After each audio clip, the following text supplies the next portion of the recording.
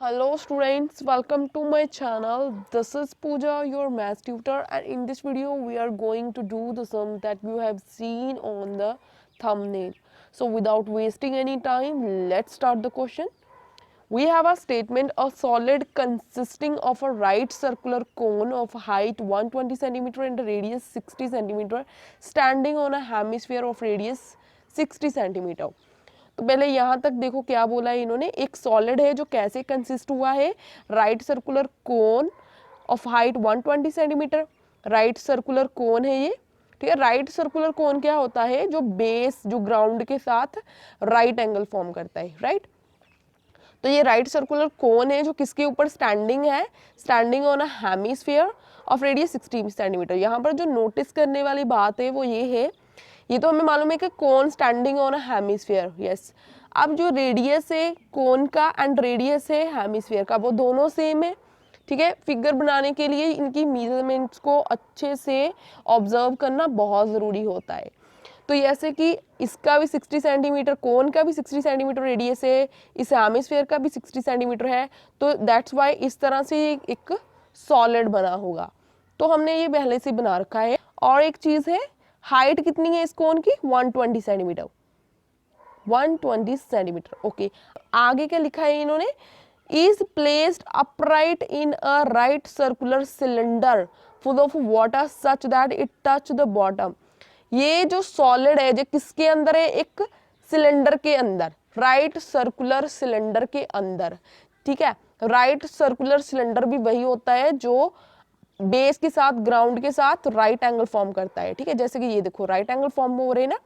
तो अब ये राइट सर्कुलर सिलेंडर के अंदर प्लेस्ड है ये वाला सॉलिड, और ये जो सिलेंडर है वो किसके साथ फिल्ड है? With water.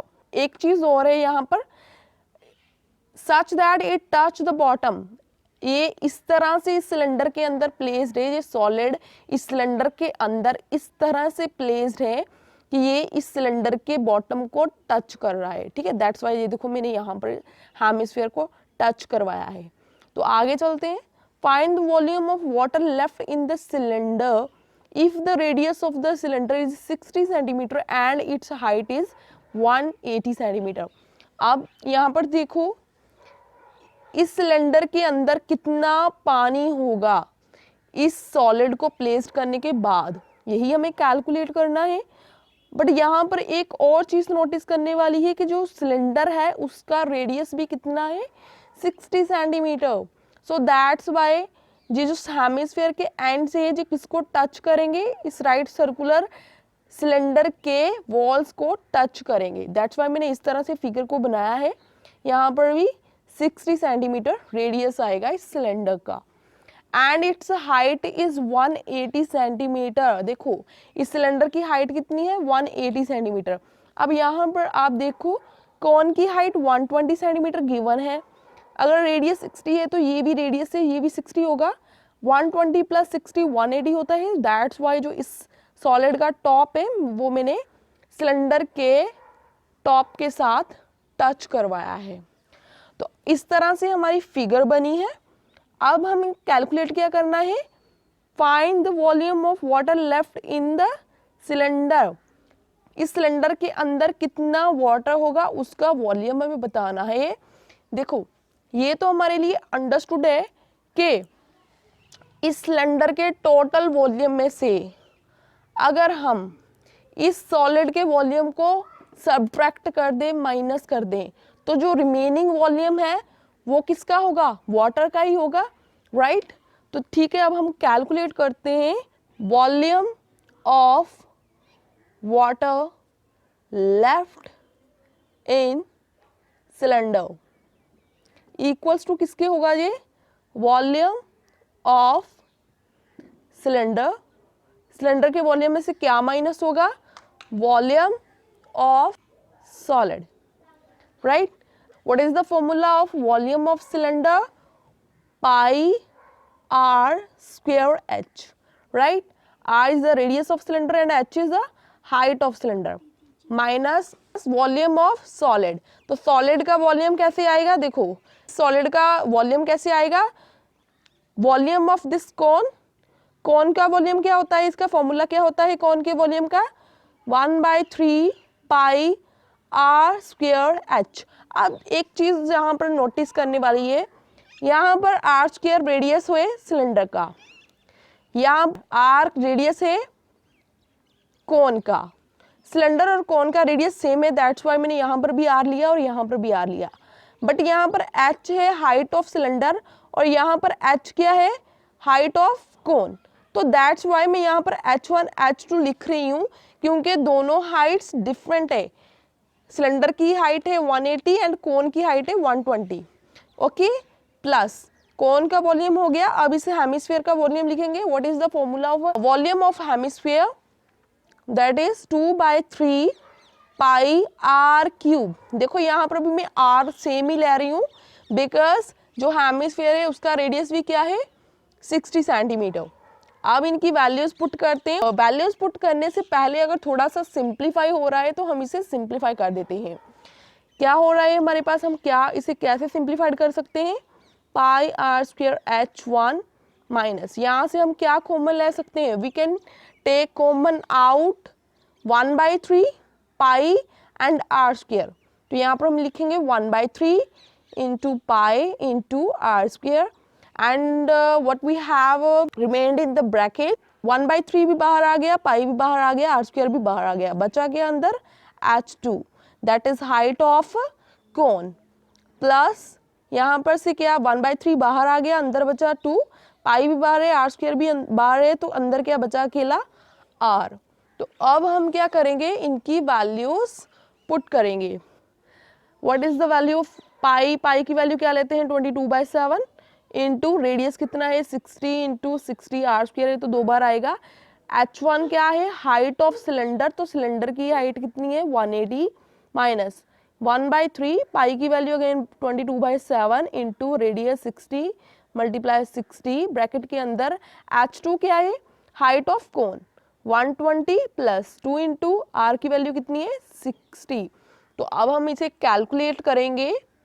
अब देखो इसे देखो ये दो टर्म्स है राइट, क्योंकि terms are separated by plus और माइनस साइंस। तो यहाँ पर इसे हम अलग से सॉल्व करेंगे, इसे हम अलग से सॉल्व करेंगे। इसे सॉल्व कैसे करेंगे, देखो जो भी न्यूमरेटर में है ये सारा न्यूमरेटर में है, इसे आपस में मल्टीप्लाई करके डिवाइड करेंगे 7 के साथ। तो ठीक, हम अब ये कैलकुलेशन सारी रफली सॉल्व करेंगे।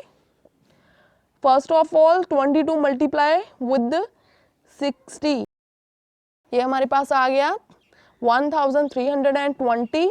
अब जो इन दोनों को मल्टीप्लाई करके आ रहा है, अब इसे मल्टीप्लाई करेंगे बाय 60 अगेन। अब जो इसका रिजल्ट आ रहा है उसे हम मल्टीप्लाई करेंगे बाय 180।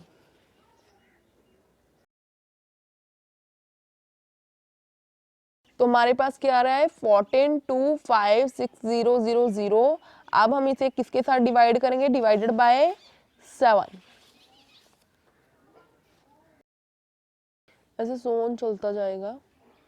तो इसे डिवाइड करने के बाद हमारे पास आ रहा है 20365711.4 माइनस, अब इसे सॉल्व करेंगे। इसे सॉल्व करने से पहले हम थोड़ा सा इसे सिंप्लीफाई करेंगे।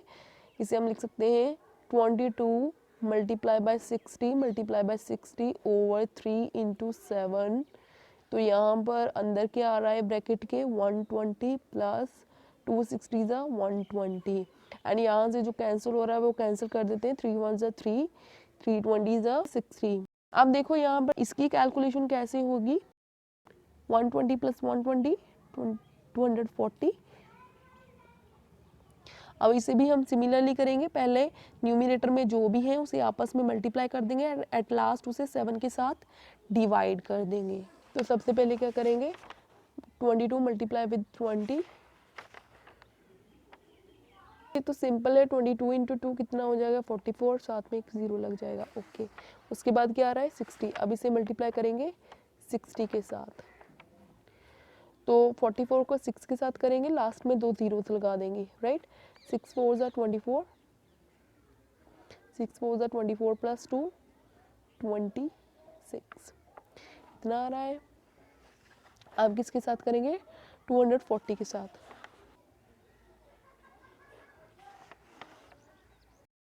तो इसे मल्टीप्लाई करने के बाद एट लास्ट हमें क्या करना है, इस सारे को 7 के साथ डिवाइड। तो अब ये ऐसे ही चलता जाएगा, हम इसे ऐसे ही यहाँ पर अप्रोक्सीमेटली लिख लेंगे। तो अब हमें क्या करना है, अब हमें इसे सब्ट्रैक्ट करना है, तो हम सब्ट्रैक्शन भी रफली करेंगे। एज वी नो दैट जब हम डेसिमल नंबर्स को सब्ट्रैक्ट करते हैं तो पॉइंट के नीचे पॉइंट रखना होता है। तो आफ्टर सब्ट्रैक्शन हमारे पास ये नंबर आ रहा है 1131428.54 सेंटीमीटर क्यूब। देखो वॉल्यूम है, वाटर का वॉल्यूम फाइंड आउट कर रहे हैं हम, तो वॉल्यूम है तो सेंटीमीटर क्यूब आएगा। सेंटीमीटर इसलिए लग रहा है बिकॉज स्टार्टिंग में जितनी भी मेजरमेंट्स हमें दी गई थी क्वेश्चन में वो सारी सेंटीमीटर्स थी। अब इसे हम मीटर क्यूब में भी कन्वर्ट कर सकते हैं। मीटर क्यूब में कैसे कन्वर्ट करेंगे, how many centimeters in 1 meter? There are 100 centimeters in 1 meter. So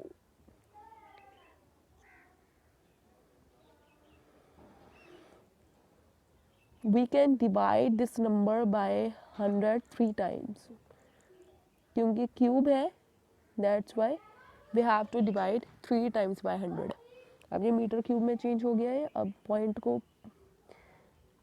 point को शिफ्ट कर देंगे हम।